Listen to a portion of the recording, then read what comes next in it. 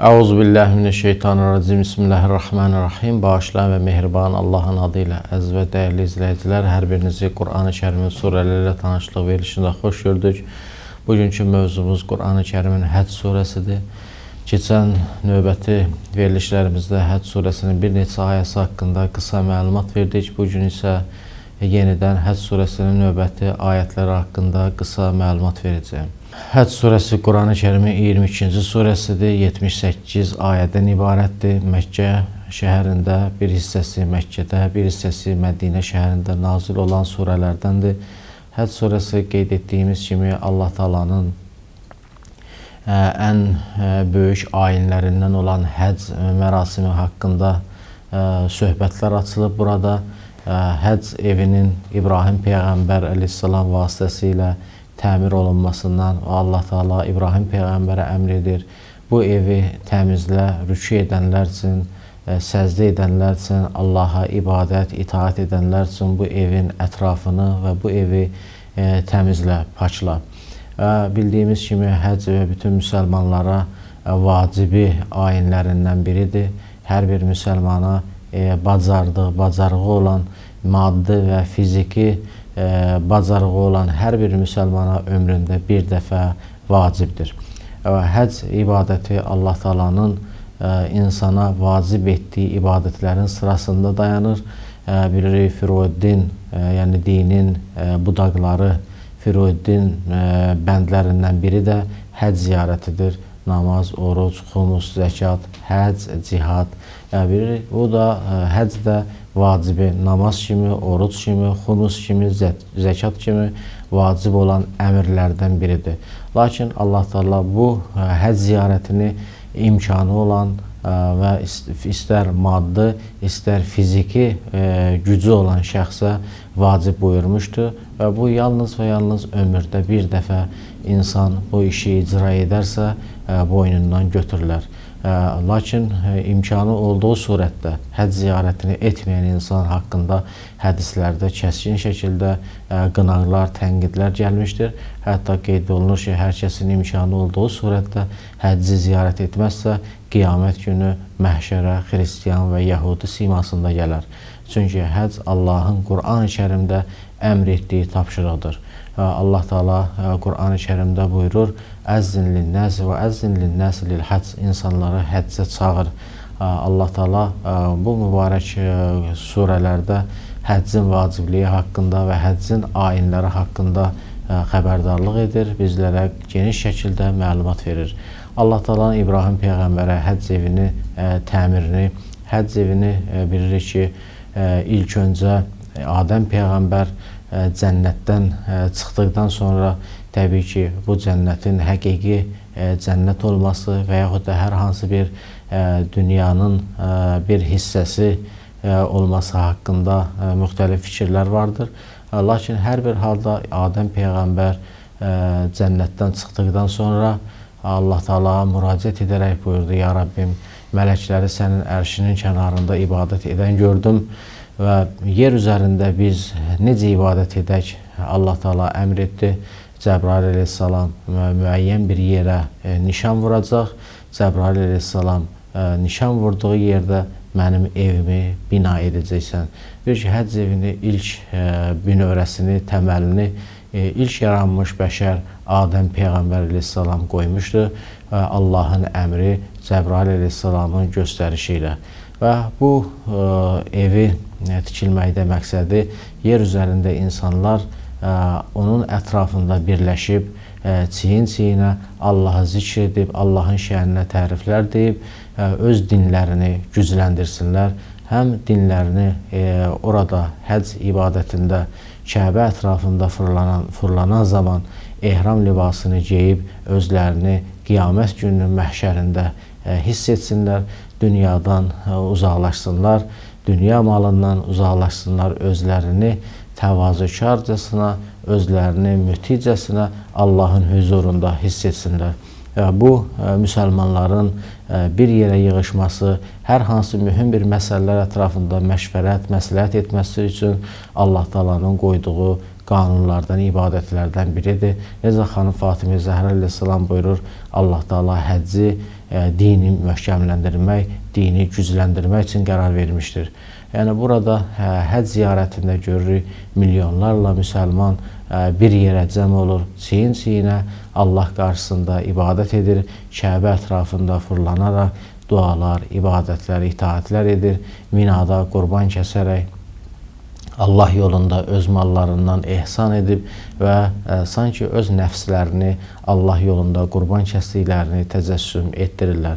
Və Allah Taala Qur'an-ı Kərimdə də buyurur, İbrahim Peyğəmbər və İsmail Peyğəmbər həcc evini inşa etdilər, həcc evini təmir etdilər, Kəbəni təmir etdilər. Yəni Adəm Peyğəmbərin tikdiyi, əsasını qoyduğu yer üzərində Allahın ilk evini Adəm Peyğəmbər tikdi.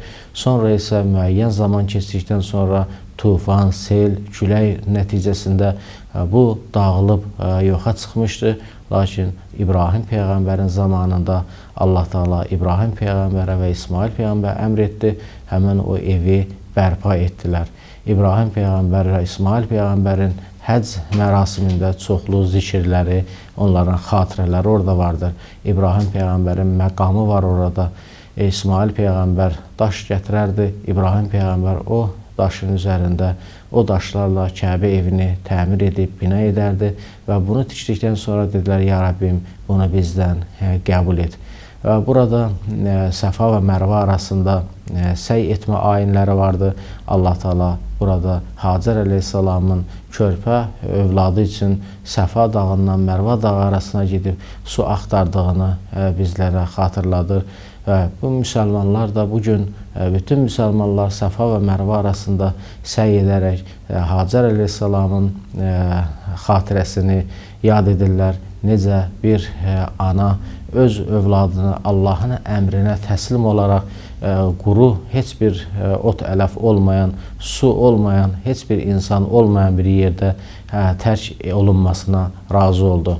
Çünki İbrahim Peyğəmbər, İsmail Peyğəmbəri və Hacəri o zaman İsmail Peyğəmbər qundaqda süd əmər bir uşaq ikən Allahın əmrinə əsasən İbrahim Peyğəmbər İsmail ilə Hacəri bu Məkkə ərazisində bugünkü Kəbənin yaxınlığında qoydu və nəticədə dönüb gedərkən Hacər əleyhissalam İbrahim Peyğəmbəri səslədi.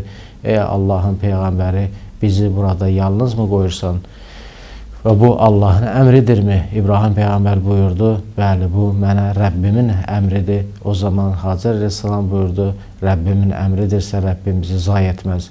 Körpə İsmail əleyhissalamın ayağının altından zəmzəm suyu çıxdı və zəmzəm suyu çıxdıqdan sonra insanlar ora həyat mənbəyi olan suyu görüb insanlar İsmail Peyğəmbərin və Hacərin ətrafında cəm oldular.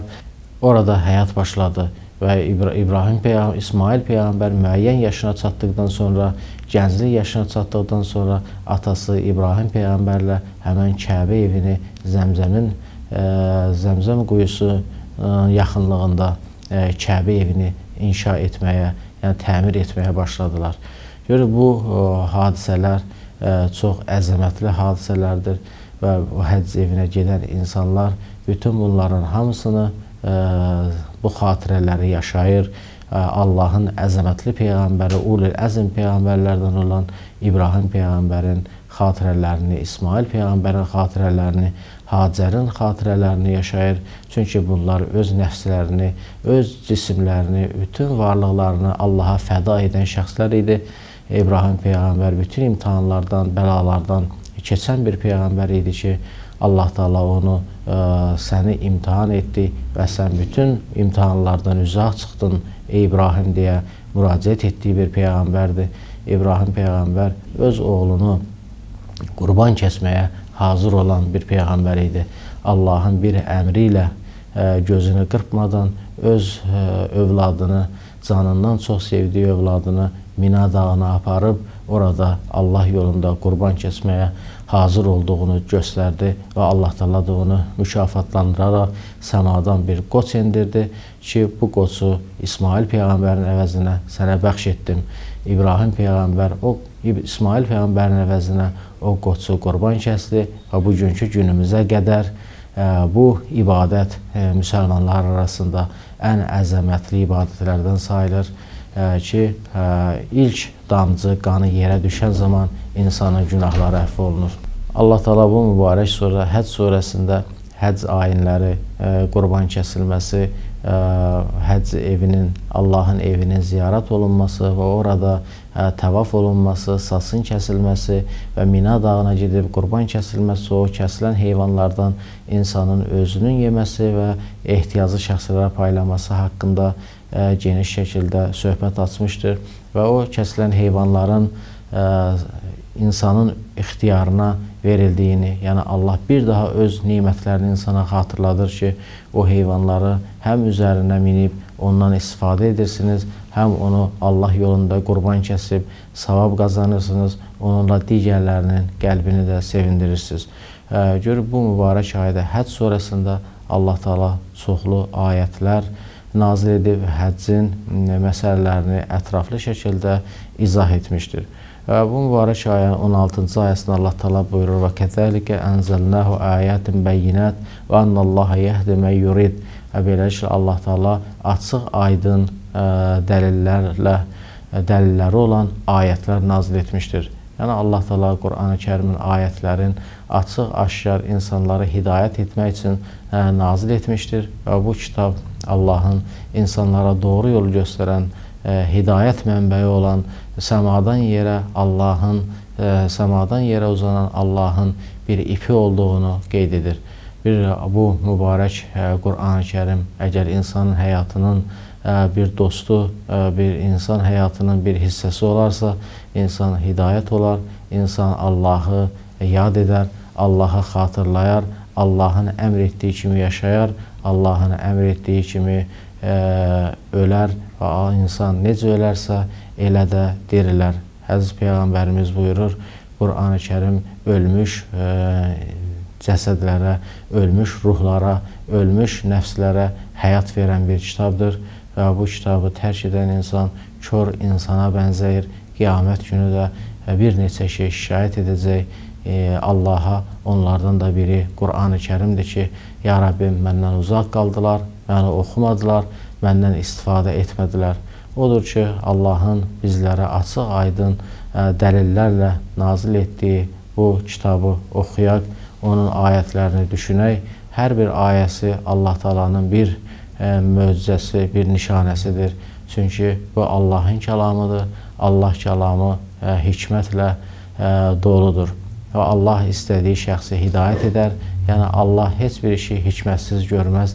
Yəni Allah istədiyi şəxsi hidayət edərdən məqsəd hər kəs hidayət istəyərsə, bir addım Allaha doğru yaxınlaşarsa, Allah onu qəlbinə nur verər, qəlbini islah edər və onu hidayət edər, doğru yola gətirər. Allah Teala bizləri Qur'an-ı-Kərimi oxuyub ona əməl edən qullardan qərar versin. Esselamu aleykum və rəhmətullah və barakatuhu.